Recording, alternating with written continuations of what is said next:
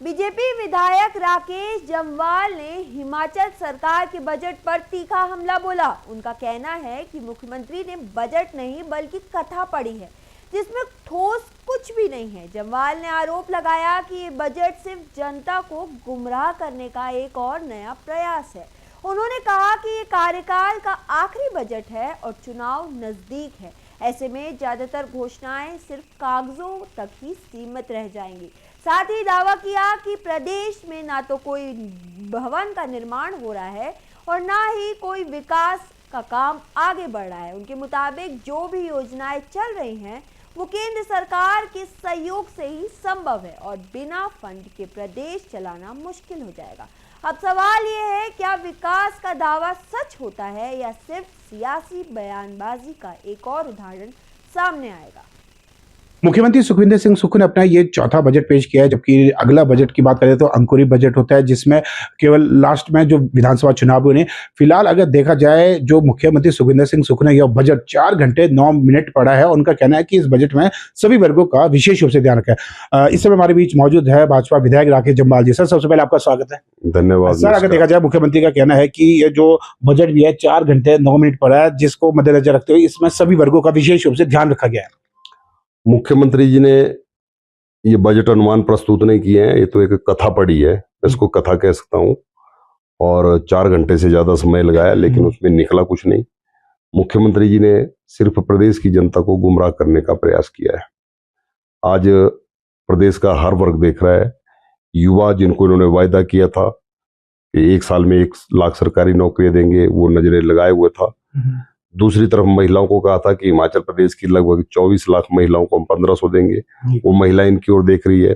फिर इन्होंने ऐसी अनेकों गारंटियों का जिक्र जो है अपने विधानसभा चुनावों के दौरान किया था। लेकिन चौथा बजट आ गया और चौथा बजट यानी अंतिम बजट में इसको मान सकता हूं, क्योंकि अगले वर्ष तो चुनाव है।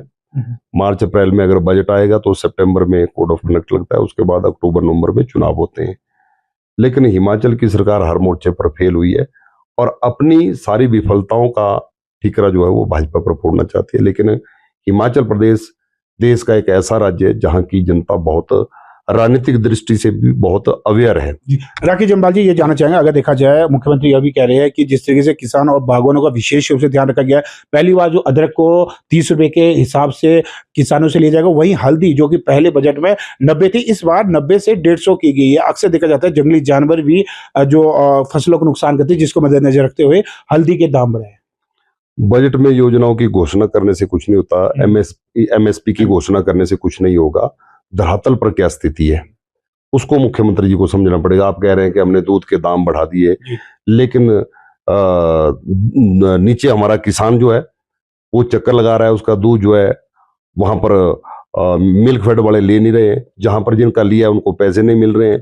तो इस प्रकार से जिस प्रकार धरातल पे जो दिक्कतें आ रही है, आपका मिल्क प्लांट चला है, उसकी कैपेसिटी कम है, दूध ज्यादा लिया जा रहा है, लेकिन आप घोषणा पे घोषणा किए जा रहे हैं। मुझे लगता है कि ये सारी घोषणाएं मात्र कागजों में है, जनता को गुमराह करने वाली है। लेकिन हिमाचल प्रदेश की वित्तीय स्थिति जो है वर्तमान की कांग्रेस सरकार ने खराब कर दी है और ये सारा काम जो है, ये सारा मिसमैनेजमेंट जो है प्रदेश की कांग्रेस की सरकार के कारण है।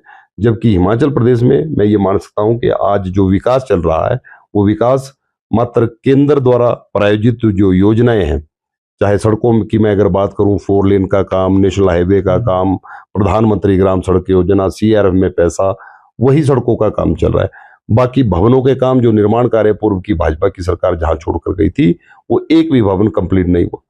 और इसी प्रकार से हर विभाग की अगर हम बात करें तो इसी प्रकार से स्थिति बनी है। लेकिन सरकार आंकड़ों को छुपाती है। केंद्र की ओर से जो पैसा आता है उसको अपनी योजना बताकर जो है प्रदेश की जनता को गुमराह कर रही है।